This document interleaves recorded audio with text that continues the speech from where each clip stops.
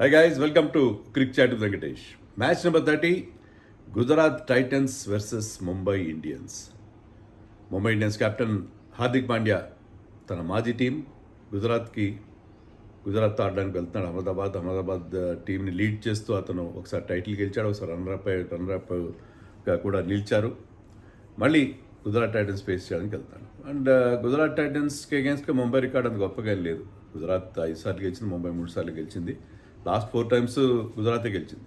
ఇంకోటి ఏంటంటే అహ్మదాబాద్లో మొటేరా స్టేడియంలో ముంబై వాళ్ళు 4 మ్యాచ్లు ఆడితే గుజరాత్తో 4 సార్లు కూడా గుజరాతే గెలిచింది. సో మొట్టమొదటిసారి గుజరాత్ టైటన్స్ని వాళ్ళ హోమ్ గ్రౌండ్లో ఓడించి ముందుకెళ్ళడానికి ముంబై గట్టి ప్రయత్నం చేస్తుంది. ఆల్మోస్ట్ మస్ట్ విన్ మ్యాచ్ లాంటిది ముంబైకి. ఎందుకంటే 5 మ్యాచ్లు ఆడారు ఇప్పటివరకు. ఫస్ట్ మ్యాచ్ గెలిచారు, ఎప్పుడు లేనిది. ఫస్ట్ మ్యాచ్ గెలిచారు బాగానే ఉంది, కానీ వాళ్ళ లూజింగ్ స్ట్రీక్ స్టార్టింగ్లో స్లో స్టార్టర్స్గా ఎప్పుడు ఉండేది, అది కంటిన్యూ అయింది. వరుసగా 4 మ్యాచ్లు ఓడిపోయారు. సో ఇది ఆల్మోస్ట్ మస్ట్ విన్ వాళ్ళకి. ఎందుకంటే పాయింట్స్ టేబుల్ అట్టడుగుని వచ్చేసారు. కేకేఆర్ అట్లీస్ట్ 3 పాయింట్లతో వాళ్ళకంటే కొంచెం ముందుకెళ్ళింది. నెట్ రన్ రేట్ కూడా ముంబైది ఏమాత్రం బాగలేదు. -1.5 ఎంత ఉంది. చాలా చాలా దారుణమైన పరిస్థితుల్లో ఉన్నారు. వరుసగా 4 మ్యాచ్లు ఓడిపోవడం ఏంటి ముంబైలో అంటే? ఆన్ పేపర్ చూస్తే దాంట్లో అంతా international players, world cup heroes ఉన్నారు, కానీ ఎవ్వరు కూడా పర్ఫామ్ చేయట్లేదు. మరోవైపు గుజరాత్ విషయానికి వస్తే, గుజరాత్ వాళ్ళు they are having a wonderful streak. First 2 matches ఓడిపోయిన తర్వాత 3 మ్యాచ్లు గెలిచి చాలా మంచి ఊపు మీద ఉన్నారు వాళ్ళు. సో వాళ్ళు చాలా హ్యాపీ పొజిషన్లో ఉన్నారు. Shubman Gill batting beautifully, Butler ఫామ్లోకి వచ్చాడు. వాళ్ళ బౌలింగ్ యూనిట్ అద్భుతంగా ఉంది. So very difficult for Mumbai. మరి ఖచ్చితంగా గెలవాల్సిన మ్యాచ్ లాంటిది ఇది, కానీ అయినా కూడా వాళ్ళకి కష్టమైన పరిస్థితి ముంబైకి.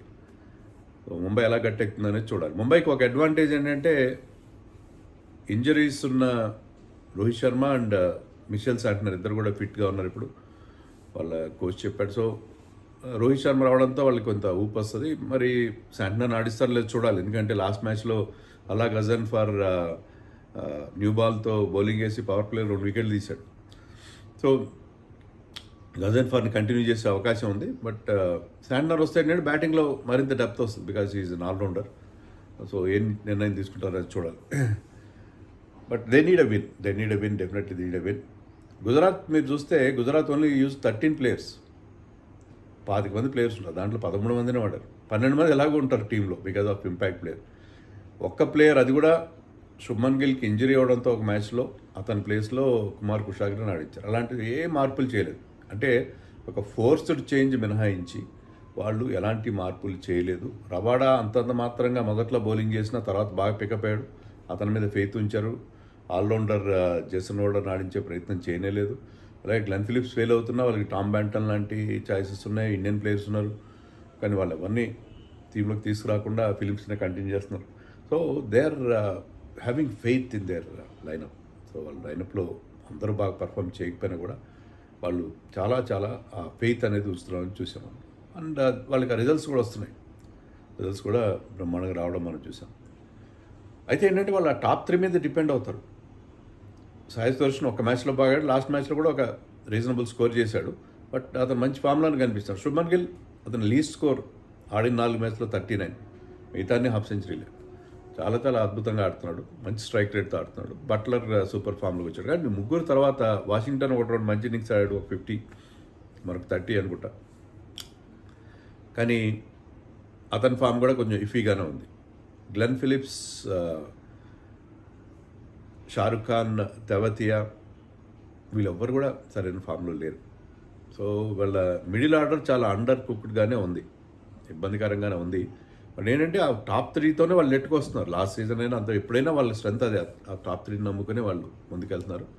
అదే రకంగా వెళ్తున్నారు. నెంబర్ 8లో ఇక రషీద్ ఖాన్ ఉంటాడు. అలా కాకుండా జేసన్ హోల్డర్ని రబాడా ప్లేస్లో ఆడించుకున్నారు అనుకోండి, నెంబర్ 8లో, లేకపోతే నెంబర్ 8లో అతను వస్తాడు, రషీద్ ఖాన్ నెంబర్ 9లో వస్తాడు, బ్యాటింగ్లో డెప్త్ వస్తుంది. కానీ వాళ్ళు అలా ఆలోచించట్లేదు. They are sticking to their guns. అదే టీంతో వెళ్తున్నారు. ఇప్పుడు కూడా ఎలాంటి మార్పు ఉండకపోవచ్చు, టీం అదే టీంతో వెళ్తారు. రబాడా కూడా మంచి ఫామ్లోకి వచ్చాడు. వాళ్ళకి మెయిన్ అడ్వాంటేజ్ ఏంటంటే వాళ్ళ 4 పేస్ బౌలర్స్ సూపర్ ఫామ్లో ఉన్నారు. And they are having the best average మీరు స్టాటిస్టిక్స్ పరంగా తీసుకున్నా. ఎందుకంటే సిరాజ్ పవర్ ప్లేలో 2 వికెట్లు తీసుండొచ్చు, కానీ సిరాజ్ పవర్ ప్లేలో చాలా ఎకనామికల్గా బౌలింగ్ వేస్తున్నాడు. చాలా అంటే చాలా ఎఫెక్టివ్గా బౌలింగ్ వేస్తారు. లాస్ట్ మ్యాచ్లో సిరాజ్ అండ్ రబాడా 3 ఓవర్లు పవర్ ప్లేలో మొత్తం వేశారు కేకేఆర్కి అగేన్స్ట్గా. సో పవర్ ప్లేలో ఒకే జోడీ ఆల్ 6 ఓవర్స్ వేశారు. సో వాళ్ళ బౌలర్స్ ప్రసిద్ధ్ కృష్ణ మళ్ళీ పర్పుల్ క్యాప్ రేస్లో ఉన్నాడు. అండ్ అశోక్ శర్మ కొత్త కుర్రాడు, మంచి పేస్ ఉంది, మంచి స్ట్రాంగ్గా ఉన్నాడు. నేను ఇంతకుముందు కూడా చెప్పాను, ఇండియాకి అతి త్వరలో ఐర్లాండ్తో జరగబోయే సిరీస్లో అతన్ని ఆడించే అవకాశం ఉంది. ఎందుకంటే అంత పేస్ ఉన్న బౌలర్ 150, 155 ఆ లెవెల్లో బౌలింగ్ చేయగలుగుతున్నాడు. మంచి యాక్యురసీ ఉంది అతని దగ్గర. అండ్ ఆ స్లోయర్ వన్స్ కూడా బాగున్నాయి అతని దగ్గర. యార్కర్స్ వేస్తున్నాడు. So he's looking very good. So మీకు వాళ్ళ పేస్ బ్యాటరీ చాలా బాగుంది. రషీద్ ఖాన్ ఫామ్లోకి వచ్చాడు. సో వాళ్ళకి దే హ్యావ్ లెస్సర్ ప్రాబ్లమ్స్. మరి ముంబైకి ఎన్ని ప్రాబ్లమ్స్ ఉన్నాయి? బౌలర్డ్ అన్ని ప్రాబ్లమ్స్ ఉన్నాయి. అయితే లాస్ట్ మ్యాచ్లో క్వింటన్ డికాక్ సెంచరీ చేశాడు, అది వాళ్ళకి అడ్వాంటేజ్. నమందీర్ నెంబర్ 4లో వచ్చి 50 చేశాడు. మిగతా వాళ్ళ సంగతి ఏంటి? ఇప్పుడు రోహిత్ వస్తే రికల్టన్ కూర్చోబెట్టి రోహిత్ని టీంలోకి తీసుకొస్తారు. అలాగే దీపక్ చహర్ ప్లేస్లో they might bring in Trent బోల్ట్ని కానీ కార్బిన్ బాష్ని కూడా ఆడిస్తారు. అది ఒకటే, ఆ 2 మార్పులు ఉండే అవకాశం ఉంది. మయాంక్ రావత్ అనే ప్లేయర్ని డెబ్యూ చేయించారు లాస్ట్ మ్యాచ్లో. Mayank Rawat is a good batsmen, lower order batsmen. కానీ అతను ఒక్క బాల్ కూడా ఫేస్ చేయలేదు. లాస్ట్లో బ్యాటింగ్కి వచ్చాడు, he was in the non striker and so ఒక్క బాల్ కూడా ఫేస్ చేయలేదు. సో అతనికి ఆ డెబ్యూలో అలా ఆల్మోస్ట్ నిల్ డెబ్యూ లాగా వచ్చింది కాబట్టి అతన్ని ఆడిస్తారు, మళ్ళీ ఆడిస్తారు. సో ఈ 2 మార్పులు రోహిత్ అండ్ మరొక ఫారిన్ ప్లేయర్ లోపలికి, అంటే ఒక ఫారిన్ ఫాస్ట్ బౌలర్ టీంలోకి వచ్చే అవకాశాలు మనకు కనిపిస్తాయి. అండ్ బ్యాటింగ్ ఆర్డర్లో కూడా మార్పులు చేశారు. నమందీర్ నెంబర్ 4లో వచ్చాడు, 6లో రూదర్ఫోర్డ్ వచ్చాడు, 7లో తిలక్ వర్మ పంపించారు. ఇండియా కూడా లోయర్ డౌన్ ది ఆర్డర్ బాగానే ఆడుతున్నాడు కదా అని చెప్పి పంపించారు. కానీ అది కరెక్టేనా చూడాలి. మరి తిలక్ వర్మ కొంత టైం తీసుకున్నాడే ప్లేయర్, మరి అతన్ని నెంబర్ 7లో ఆడించారు. మరి అదే ఏర్పాటు కంటిన్యూ చేస్తారో లేదో చూడాలి. సో స్టెఫెన్ రూదర్ఫోర్డ్ మంచి ఫామ్లో ఉన్నాడు. అతన్ని నెంబర్ 4 ఏంటి, నెంబర్ 4లోనో 5లో పంపించినా ఓకే అని అడిగితే, నెంబర్ 5లో వచ్చినా బాగానే ఉంటుంది, because is in good form. So మార్పులు వాళ్ళు చేస్తున్నారు, కానీ వాళ్ళు 17 మంది ప్లేయర్స్ని యూజ్ చేశారు. మన గుజరాత్ గురించి చెప్పుకున్నాం, 13 మందిని యూజ్ చేశారు, వీళ్ళు 17 మందిని యూజ్ చేశారు. కానీ ఆ రైట్ కాంబినేషన్ ఇంకా వాళ్ళకి వర్కౌట్ అవ్వట్లేదు. మెయిన్లీ వాళ్ళ వరల్డ్ కప్ హీరోస్ ఎవరు పర్ఫామ్ చేయట్లేదు. బుమ్రాకి ఒక్క వికెట్ రాలేదు, 5 మ్యాచ్లు అయిపోయాయి. 5 మ్యాచ్ల తర్వాత బుమ్రాకి వికెట్ రాకపోవడం ఏంటి? ఒక్క వికెట్ వస్తే ఆ కాన్ఫిడెన్స్ వేరే ఉంటుంది. Not that Bumrah is not bowling badly, కానీ వికెట్ కోసం ఎక్కువ ట్రై చేసి రన్స్ కోసం వెళ్తున్నాడేమో అనిపిస్తుంది. మనం వరుణ్ చక్రవర్తి విషయంలో చూసాం. మరొక ఇండియా బౌలర్ ఎప్పుడైతే అతనికి లాస్ట్ 2 మ్యాచెస్లో వికెట్లు వచ్చినాయో, ఒక మ్యాచ్లో 2 వికెట్లు ఎప్పుడైతే వచ్చినాయో, నెక్స్ట్ మ్యాచ్లో నిన్నటి జరిగిన మ్యాచ్లో అతను హీరో అయ్యాడు, వాళ్ళ టీంని గెలిపించాడు. 3 ఓవర్లో 14 రన్స్, 4 ఓవర్లో 14 రన్స్ ఇచ్చి 3 వికెట్లు తీశాడు.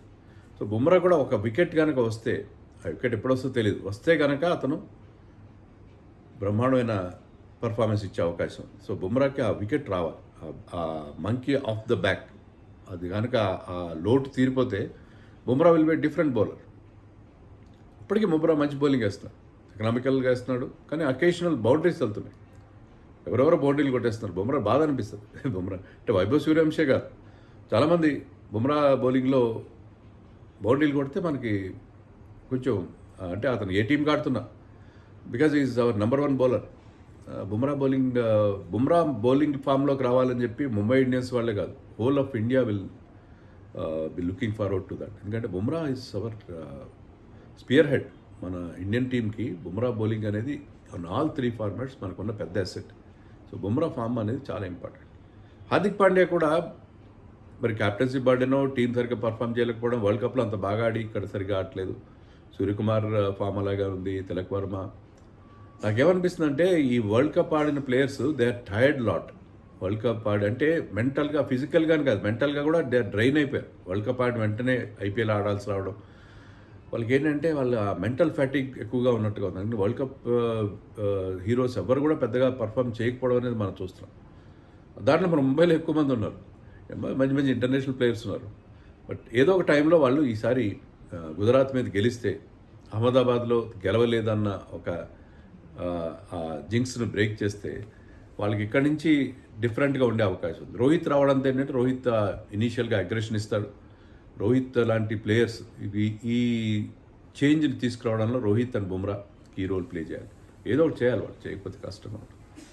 So Delhi Capitals I think Delhi de Kock మీద అగెయిన్స్ట్గా రషీద్ ఖాన్ మంచి record. So Rashid Khan power ప్లేలో అతను బౌలింగ్ వేసే అవకాశం కనిపిస్తుంది. రబాడా, సిరాజ్ ఎక్కువ ఓవర్లు వేస్తారు, but Rashid Khan de Kock bowling వేసారు.